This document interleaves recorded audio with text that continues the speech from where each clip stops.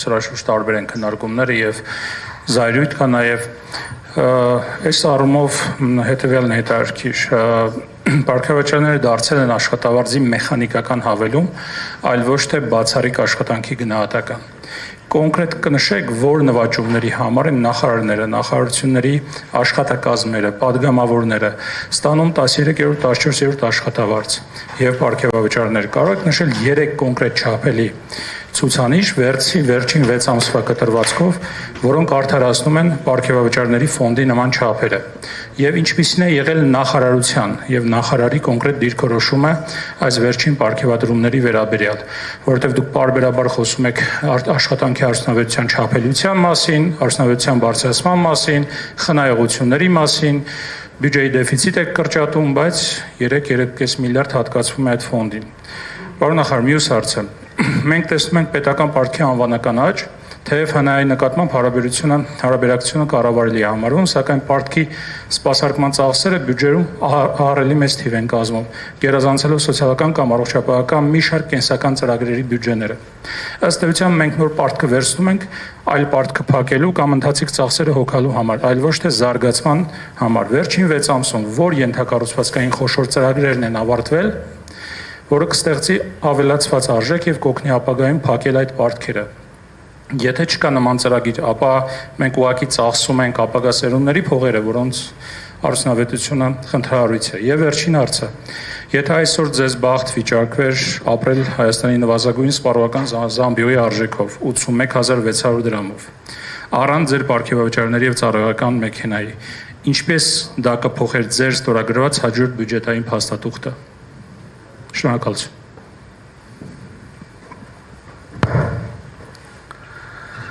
Շնորհակալություն։ Նախ անդրադառնամ պարգևավճարներին, ուրեմն տեսեք, պետական պաշտոնյաների աշխատավարձը մեծ հաշվով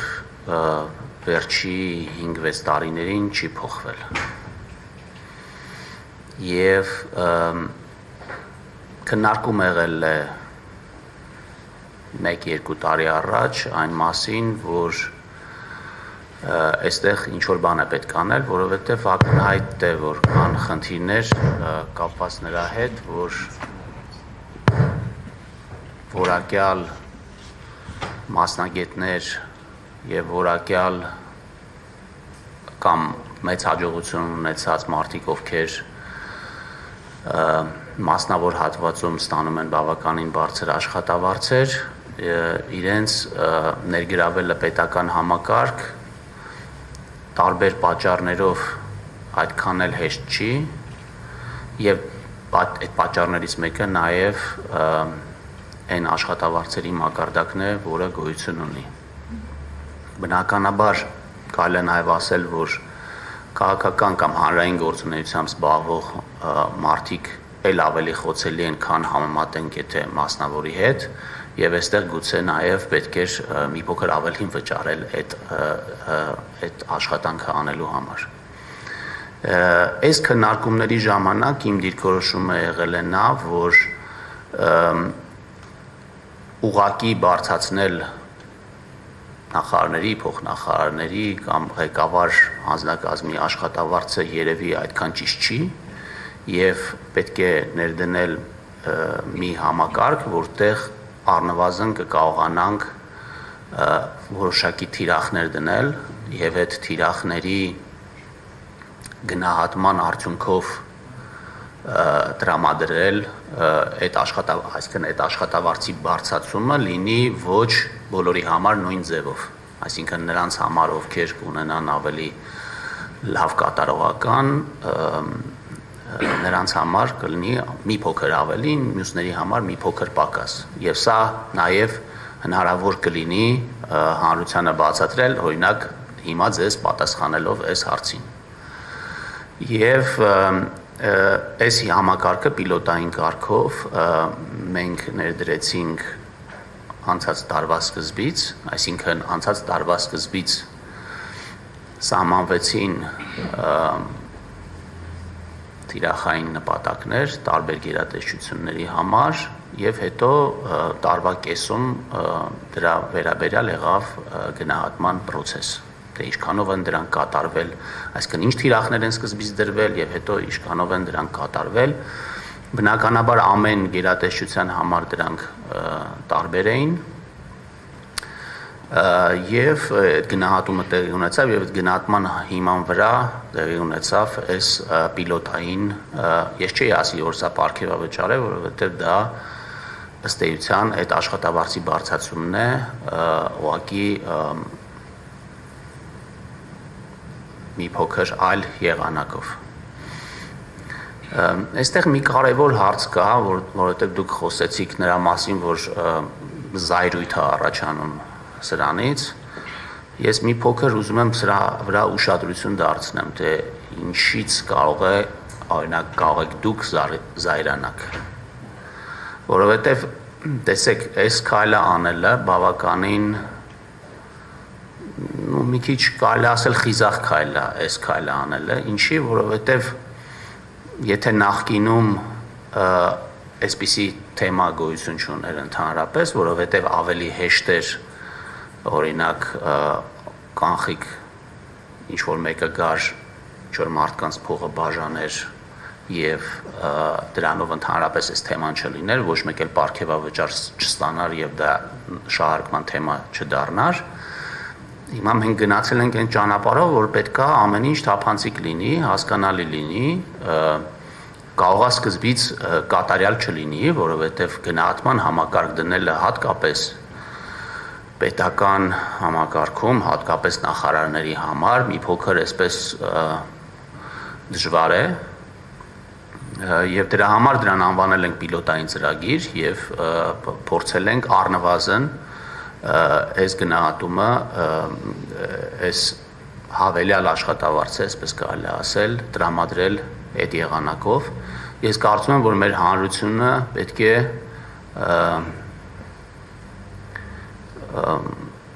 առնվազն, եթե չասեմ գոհ լինի, ապա չզայրանա սրանից, էլի, որովհետև ասենք, չգիտեմ, սրա մասին է խոսում, օրինակ ես խոսեցի նրա մասին, որ մենք հավելյալ 300 միլիարդ հարկ ենք հավաքել։ Այդ հարկը հավաքվել է նրա պատճառով, որ պետական պաշտոնյաները բիզնեսով չեն զբաղվում, բիզնես չեն հովանավորում, ազատություն ատված տնտեսական գործունեություն իրականացնելու համար, մարդիկ զբաղվում են այդ գործունեությամբ, այդ ավել հարկերը վճարվում են եւ այդ հարկերի մի մասը կարելի ասել, այո, պետք է վճարվի որպես աշխատավարձ եւ կարծում եմ, որ պետական բարձրաստիճան պաշտոնյաները, ովքեր բավականին լարված եւ ստրեսային աշխատանքով են զբաղված, առնվազն պետք է որոշակի սոցիալական խնդիրների մասին ամեն օր չմտածեն, որպեսզի կարողանան կենտրոնանալ իրենց աշխատանքը կատարելության հասցնելու այս մեր հանձնառությանը։ Եվ իմ մոտեցումը այս հարցին այդպիսին է, որ այո դա ցավոտ է, այո դա կարելի է շահարկել, բայց թափանցիկությունը եւ հաշվետվողականությունը այն քաղաքականությունն է, որը մենք որդեգրել ենք եւ այդ ցավոտ շահարկման գնով նույնիսկ պետքա գնանք այս ճանապարհին, իհարկե իրար հետ միասին պետքա գտնենք իհարկե թե որն է այն վարձատրությունը, որը պետքա ստանա օրինակ նախարարը, որը Հայաստանի Հանրապետության համար կլինի արդարացի։ Ում հետ պետքա համեմատվի նախարարը, որ ասենք օրինակ այսա բավարար աշխատավարձ է, որում դες ասեմ, որ մենք նաև ուսումնասիրել ենք բազմաթիվ երկրների փորձը, նայել ենք, տեսել ենք, թե որտեղ որքան աշխատավարձ են ստանում, բնականաբար այն երկրների մասին է խոսքը, որ մենք ուզում ենք նմանվենք, եւ սա կարծում եմ ես ինքս կողմ եմ այս մոտեցմանը։ Եթե խոսենք պարտքի անվանական աճի մասին, ընդհանրապես պարտքի աճին եւ ներգրավման մասին մենք խոսում ենք բյուջեի պլանավորման փուլում։ Այսինքն, երբ որ մենք որոշում ենք, թե որքան դեֆիցիտ պետք է ունենա մեր բյուջեն, այդ դեֆիցիտը ինչ պետք է